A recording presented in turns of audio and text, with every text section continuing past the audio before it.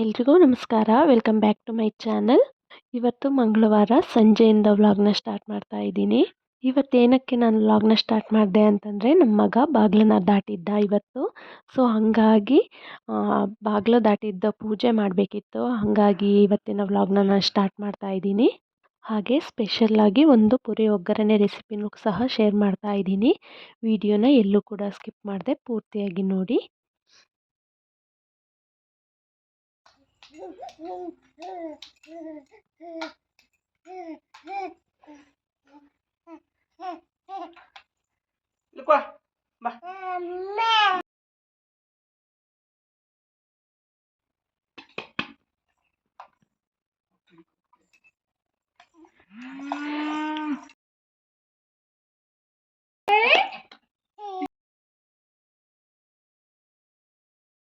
ಬಾಗಿಲು ಪೂಜೆ ಮಾಡೋಣ ಅಂತೇಳಿ ರೆಡಿ ಮಾಡ್ಕೊಳ್ತಾ ಇದ್ದೀನಿ.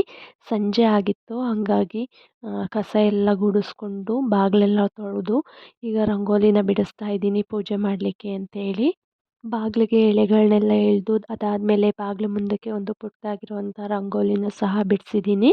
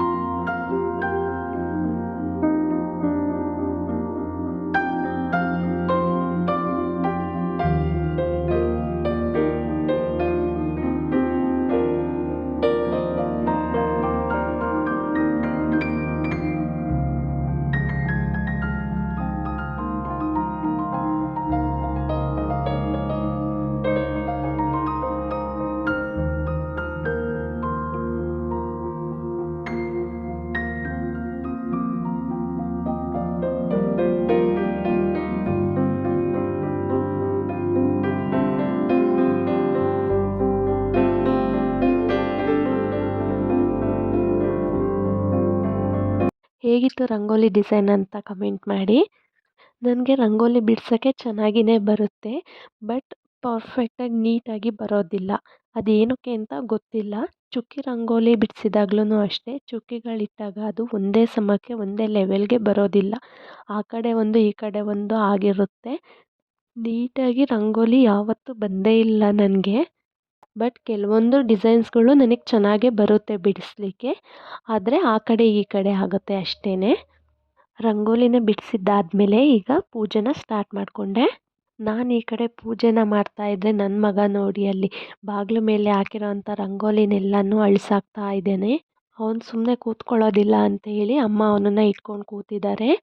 ನನಗೆ ಸ್ವಲ್ಪ ಹುಷಾರಿಲ್ಲ, ಒಂದು 2-3 ದಿನದಿಂದ ಸ್ವಲ್ಪ ಕೋಲ್ಡ್ ಸಹ ಜಾಸ್ತಿ ಆಗಿದೆ. ಹಂಗಾಗಿ ವಾಯ್ಸಲ್ಲಿ ಡಿಫ್ರೆನ್ಸ್ ಅನ್ನಿಸ್ತಿರ್ಬೋದು ನಿಮಗೆ.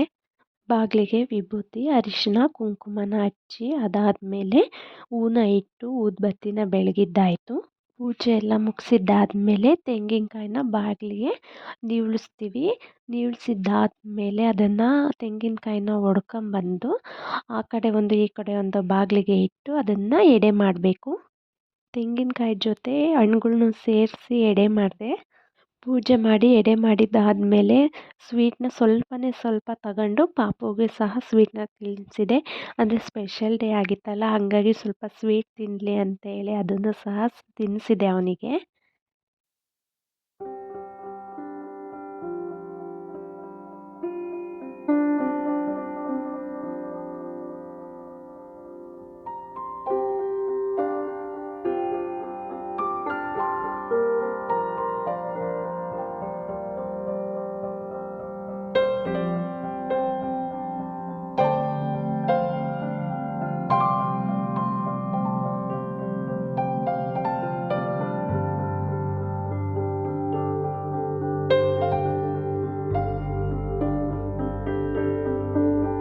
ಬಾಗಿಲಿಗೆ ಎಡೆ ಮಾಡಿದ ಕಾಯಲ್ಲಿ ಏನಾದರೂ ಸ್ಪೆಷಲಾಗಿ ಮಾಡೋಣ ಅಂತ ಅಂದ್ಕೊಂಡೆ.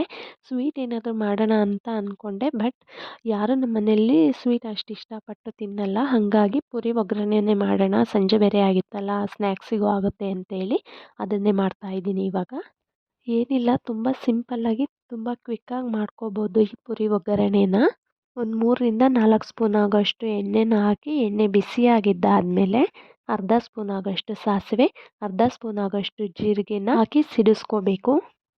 ಜೀರಿಗೆ ಸಾಸಿವೆ ಸಿಡಿದಿದ್ದಾದಮೇಲೆ ಜಜ್ಜಿರೋಂಥ ಬೆಳ್ಳುಳ್ಳಿನ ಸೇರಿಸ್ಕೊಂಡು ಸ್ವಲ್ಪ ಕೆಂಪಗಾಗೋ ತನಕ ಹುರ್ಕೋಬೇಕು.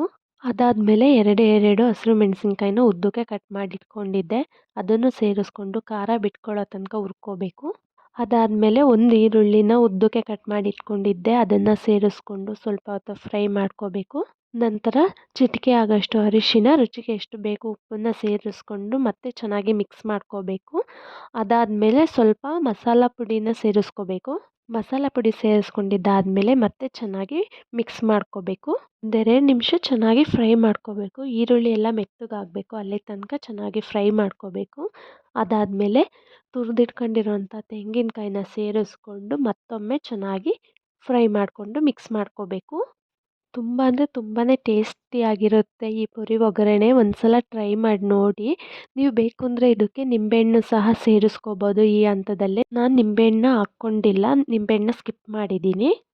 ಈಗ ಪುರಿನ ಅದರೊಳಗಡೆ ಸೇರಿಸ್ಕೊಂಡು ಚೆನ್ನಾಗಿ ಮಿಕ್ಸ್ ಮಾಡ್ಕೋಬೇಕು. ಈ ಚಿಕ್ಕ ಮಕ್ಳಿಗೆ ಏನಾದರೂ ಸ್ನ್ಯಾಕ್ಸ್ ಕೇಳ್ತಾ ಇದ್ದರೆ ಇದನ್ನು ಈಸಿಯಾಗಿ ಮಾಡಿಕೊಡ್ಬೋದು. ಸಂಜೆ ಟೈಮ್ ಟೀ ಜೊತೆಗೇನು ತುಂಬಾ ಚೆನ್ನಾಗಿರುತ್ತೆ. ದೊಡ್ಡೋರಿಂದ ಚಿಕ್ಕವ್ರ ತನಕ ಎಲ್ಲರೂ ತುಂಬಾ ಇಷ್ಟಪಟ್ಟು ತಿಂತಾರೆ.